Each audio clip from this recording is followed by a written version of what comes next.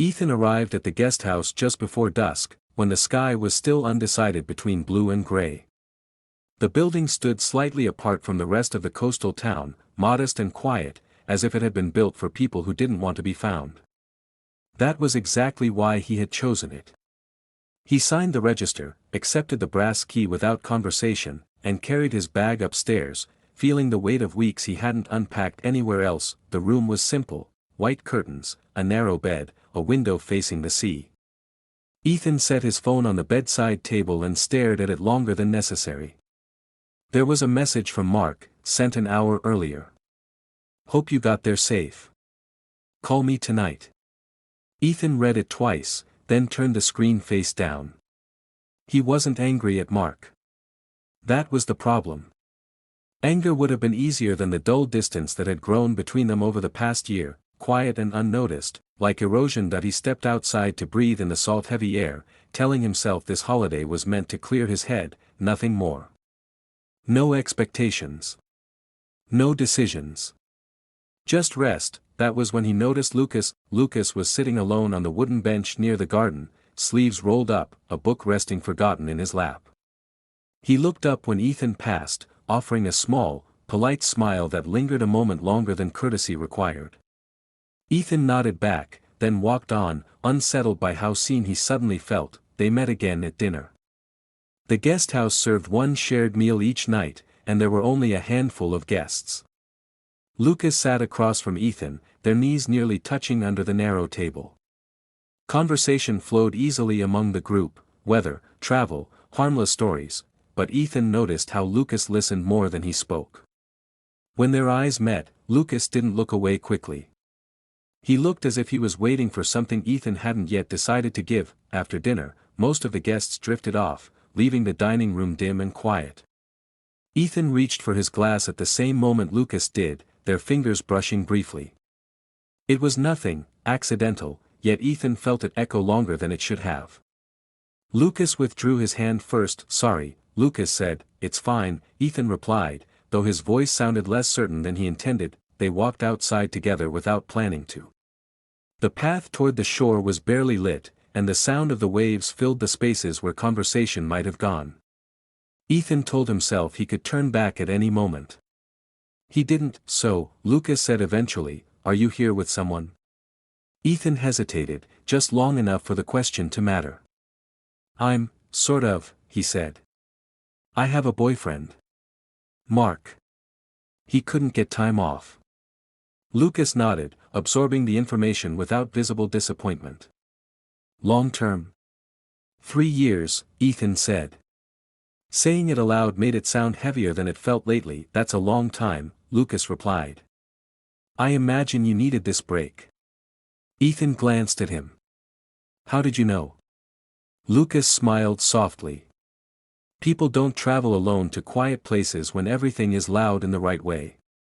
The truth of it struck Ethan deeper than he expected.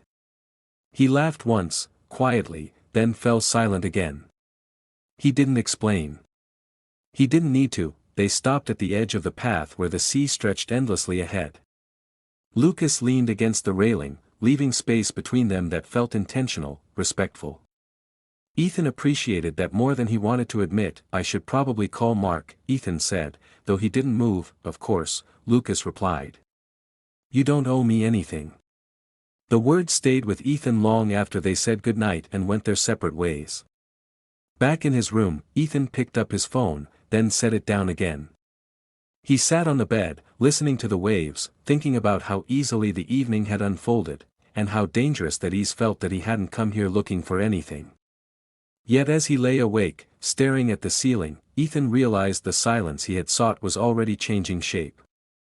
Something had been stirred, quietly, deliberately, and pretending otherwise would be the first lie he told himself on this holiday. Morning arrived without relief. Adam woke before the alarm, his thoughts already active, circling the same uneasy truths he had avoided the night before. The apartment was quiet, the kind of quiet that invited reflection rather than rest.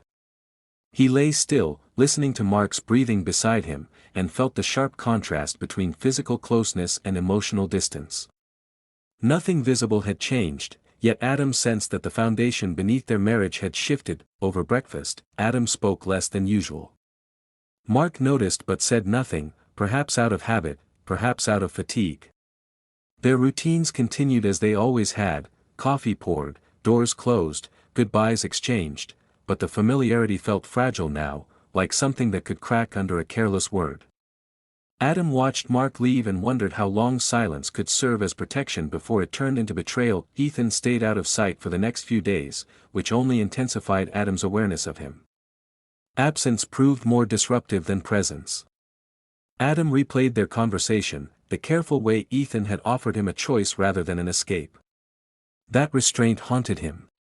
It made Adam question his own motives, the quiet longing that had drawn him towards someone who asked so little yet seemed to understand so much. When they finally met again, it was unplanned.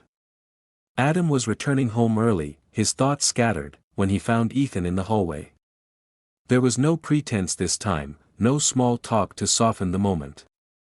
They exchanged a brief greeting, and Adam felt the tension settle between them, familiar and unresolved. Ethan spoke first, his tone steady but sincere. He acknowledged the risk of what they were doing, the cost it could carry for both of them. He said he didn't want to become a secret that damaged a life already under strain. The words struck Adam with unexpected force, because they echoed the doubts he had tried to ignore. Ethan wasn't offering romance or rescue, only honesty. Adam responded with more truth than he intended. He admitted that the distance in his marriage had left him feeling invisible, that being seen again had felt like a reminder of something he'd lost. He did not excuse his feelings, but he did not deny them either. Saying the words aloud made them real in a way thoughts never had. They parted without resolution, but not without understanding. Adam returned to his apartment aware that clarity, not temptation, was now his greatest challenge. He could no longer pretend that nothing had happened.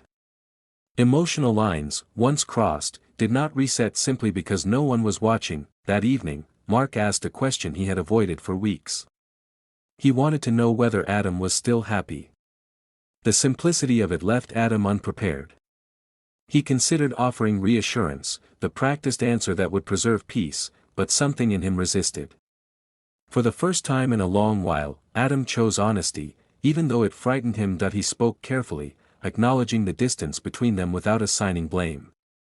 Mark listened in silence, his expression unreadable. When Adam finished, the space between them felt heavier, but also more real. Mark admitted he had felt the change too, though he hadn't known how to name it. There was pain in his voice, but also a willingness to confront what they had both avoided. The conversation did not resolve their marriage, but it altered its direction. They agreed to take time, to talk more, to listen differently, to stop pretending that stability alone was enough. Adam did not mention Ethan by name, but the shadow of that truth lingered, unspoken yet present. Later, alone in his room, Adam reflected on the choices unfolding before him.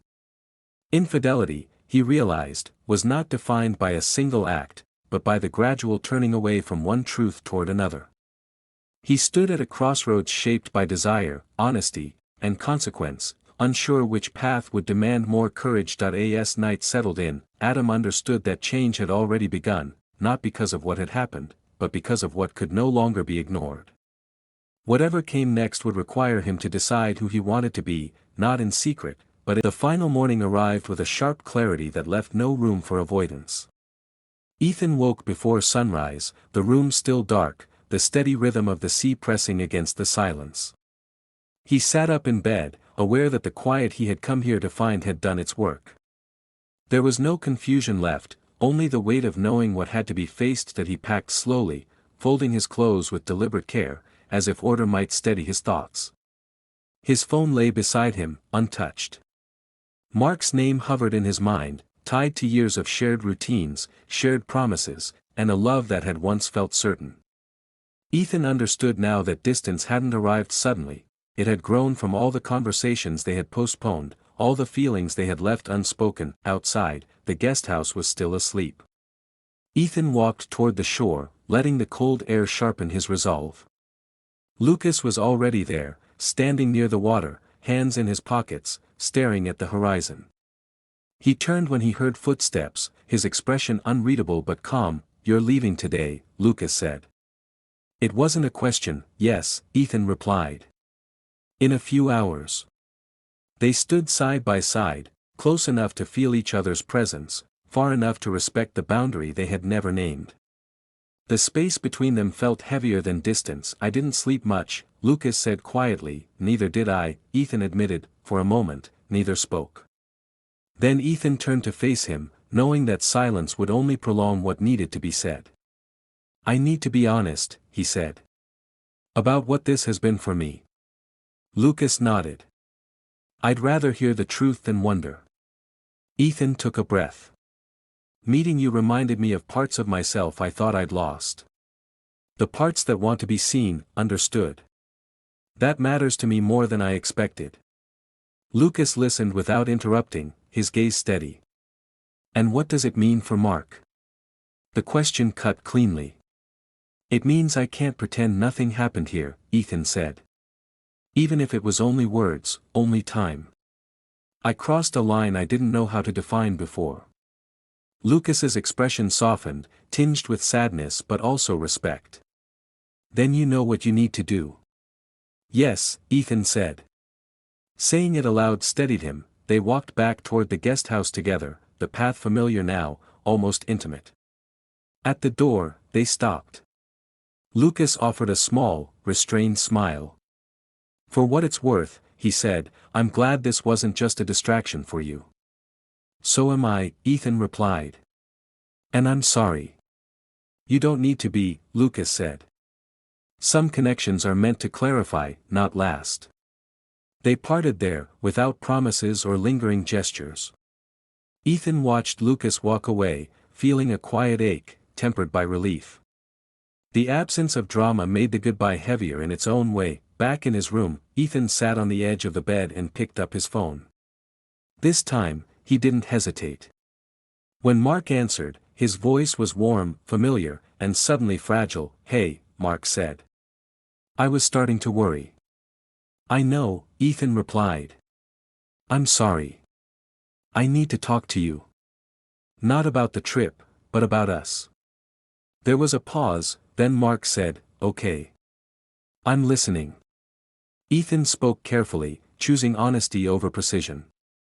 He didn't mention Lucas by name, didn't offer details that would only wound. He talked about the distance he had felt, the loneliness he hadn't known how to explain, the realization that something in their relationship needed to change, or end, before resentment replaced respect. When he finished, Mark was quiet for a long moment. "I wish you'd told me sooner," he said finally. "So do I," Ethan replied. They agreed to talk more when Ethan returned, knowing that the conversation ahead would not be easy. When the call ended, Ethan felt exposed but lighter, as if a long-held breath had finally been released. As he checked out and stepped into the morning light, Ethan understood that the hardest choice wasn't between two people. It was between comfort and truth. The holiday had given him no simple answers, only the courage to stop hiding. And as he walked away from the guest house, he knew this was not an ending, but the beginning of a reckoning that would demand more honesty than he had ever offered before. The train pulled away from the coastal town with a steady hum, carrying Ethan back toward a life that now felt unfamiliar. He watched the landscape blur past the window, aware that leaving the guest house had not ended anything, it had only stripped away the excuses he once relied on. The quiet clarity he carried with him was heavier than confusion had ever been. Mark met him at the station that evening. They stood facing each other beneath the dull station lights, both hesitating in the space where routine used to live. Mark looked the same, familiar posture, familiar eyes, but Ethan noticed the guarded tension beneath his calm. "Hey," Mark said. "Hey," Ethan replied. They didn't embrace right away. Instead, they walked in silence to Mark's apartment, the distance between them filled with unsaid thoughts. Inside, the space felt carefully maintained, unchanged, as if Mark had been holding it steady in Ethan's absence. They sat across from each other at the kitchen table. Ethan rested his hands flat against the surface, grounding himself. "I don't want to circle around this," he said.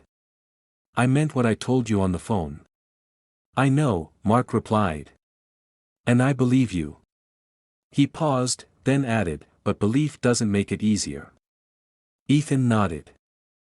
I didn't realize how disconnected I'd become until I felt present again. He stopped, choosing his words carefully. Not because of someone else. Because I remembered what it feels like to be honest with myself.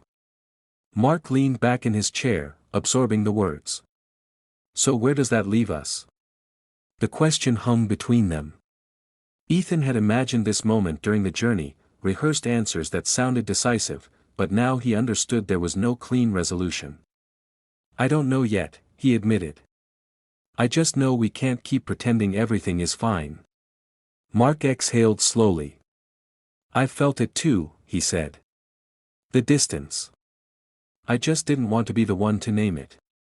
They talked late into the night, not arguing, not defending, simply unraveling the years they had built together.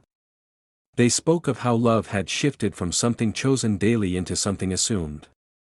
By the time the conversation ended, nothing had been solved, yet something essential had been restored, honesty. In the days that followed, Ethan returned to his routine, but it no longer fit him in the same way. He and Mark moved carefully around each other, trying to understand whether their bond could be rebuilt or if it had already served its purpose. The uncertainty was painful, but it was real, and for the first time in a long while, Ethan didn't feel trapped by it. Occasionally, Ethan thought of Lucas. Not with longing, but with gratitude. He resisted the urge to reach out, understanding that some connections were meant to exist only within a specific moment.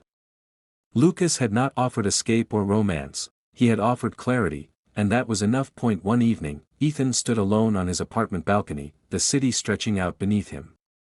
He realized that the hardest part of the holiday hadn't been the temptation or the guilt.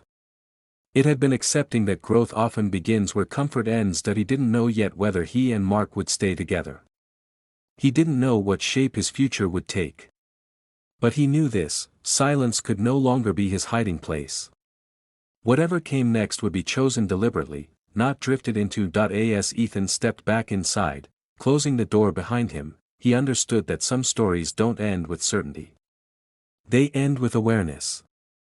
And sometimes, that awareness is the most honest beginning a person can have.